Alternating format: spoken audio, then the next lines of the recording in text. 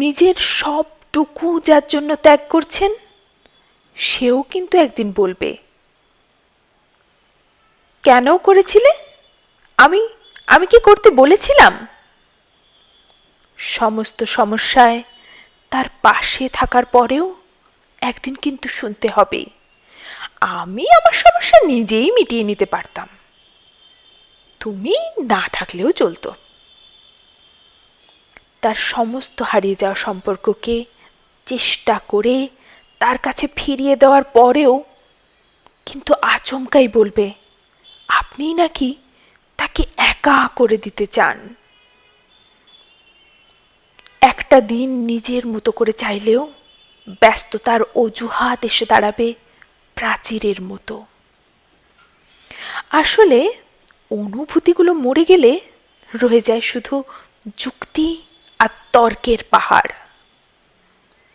তখন কথার পিঠে কথা বসে, কে ঠিক কে ভুল তার লড়াই চলে, কারণ সে বিশেষ অনুভূতিগুলো তখন মৃত।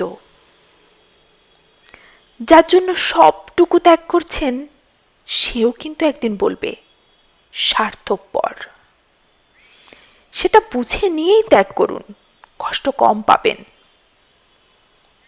কারণ আমরা মুখে যতই বলি এক্সপেকটেশন রাখি না, ভেতরে ভেতরে কিছু চাওয়া তো রয়েই যায়।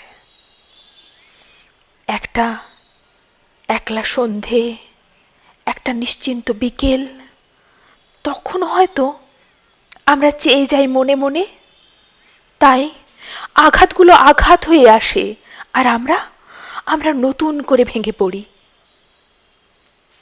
তাই মনকে বারংবার বলি, চল জটিল হয়ে যাই। অবাধ্য মন তবু আশা করতে ছাড়ে না।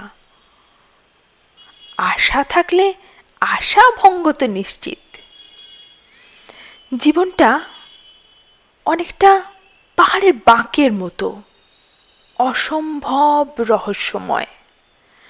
আজ যেটাকে নির্ভেজাল ভালোবাসা মনে হচ্ছে, কাল সেটাকে মনে হবে শুধুই বোঝাপড়া।